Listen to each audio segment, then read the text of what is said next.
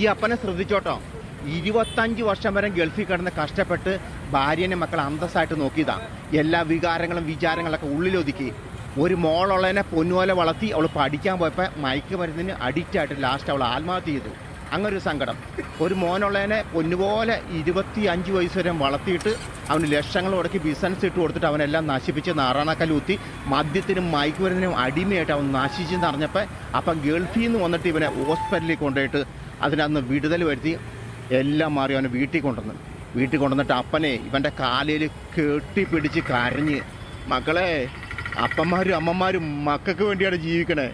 നിങ്ങൾ നശിച്ചു പോയി കഴിഞ്ഞ് കഴിഞ്ഞാൽ ഞങ്ങൾക്ക് ഒരിക്കലും താങ്ങാൻ പറ്റില്ലടാ. നിങ്ങളില്ലാണ്ട് ഞങ്ങൾക്ക് ജീവിക്കാൻ പറ്റില്ല മോനെ. നീ നേരെയാവണം പ്ലീസ്. നിനക്ക് വേണ്ടിയാടാ ഞങ്ങൾ ജീവിക്കണേ എന്ന് പറഞ്ഞു. ലാസ്റ്റ് ഇവൻ അപ്പനോട് പറഞ്ഞു, അപ്പ ഞാൻ നേരെയാവുമെന്ന് പറഞ്ഞു. ലാസ്റ്റ് 2 മാസം കഴിഞ്ഞപ്പോൾ ഇവൻ അപ്പനോട് പറഞ്ഞു, എനിക്കൊരു 5 കോടി രൂപ താ, അപ്പന് 50 കോടി രൂപ ലാഭം ഉണ്ടാക്കി തരാം, ഞങ്ങൾ കൂട്ടുകാരന്മാർ പാർട്ട്ണറായിട്ട് ഹിന്ദി സിനിമ ഓടിക്കാൻ പോകണമെന്ന് പറഞ്ഞു. അപ്പം പറഞ്ഞു, മോനെ എൻ്റെ കയ്യിൽ തരാനൊന്നുമില്ല, നിനക്ക് വേണമെങ്കിൽ 1 കോടി രൂപ തരാം, വേറെ നിവൃത്തിയൊന്നുമില്ലെന്ന് പറഞ്ഞു. ഇവൻ ആ ദേഷ്യത്തിന് ഇവൻ്റെ കൈഞ്ഞാരുമ്പോൾ ഇവൻ കട്ട് ചെയ്ത് ഇവൻ ചാവാൻ പോയപ്പോൾ അപ്പൻ ഇവനെ വേഗം ഹോസ്പിറ്റലിൽ കൊണ്ട് അവിടെ നിന്ന് ഇവനെ രക്ഷപ്പെടുത്തി.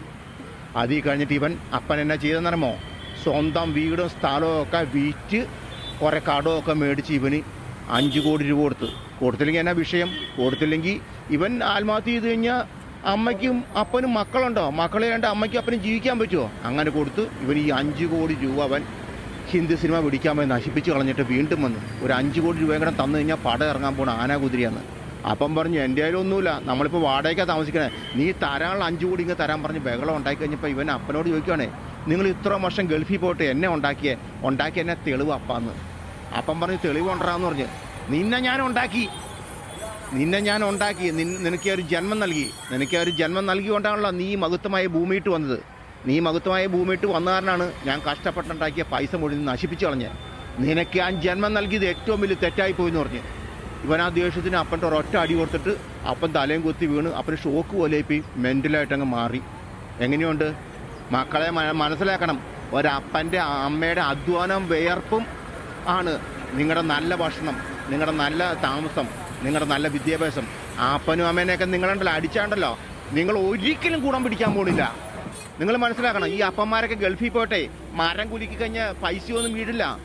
കേരളത്തിൽ ബംഗാളികൾ വന്ന് എന്തോരം കഷ്ടപ്പെടണോ അതിനേക്കാളും 10,000 മടങ്ങ് കഷ്ടപ്പെട്ട് ദുരിതം അനുഭവിച്ചിട്ടാണ് നിങ്ങളുടെ ഓരോ കാര്യങ്ങൾ അപ്പനും അമ്മമാരൊക്കെ നടത്തി തന്നെ. ആ അപ്പന്മാരെ നിങ്ങൾ തല്ലിയേക്കണത് നിങ്ങൾ മനസ്സിലാക്കണം. നിങ്ങളും മക്കളെയൊക്കെ വളർത്തിക്കോ, നിങ്ങളും പുന്നാരിപ്പിച്ച് മക്കളെയൊക്കെ വളർത്തി മക്കൾ നിങ്ങളുടെ അത്ര അയക്കുമ്പോഴുണ്ടല്ലോ, നിങ്ങളുടെ മക്കൾ നിങ്ങളെ ജീവനോടെ കൊക്കയിലെറിയും. ഇതൊരു അപ്പൻ്റെ സത്യ.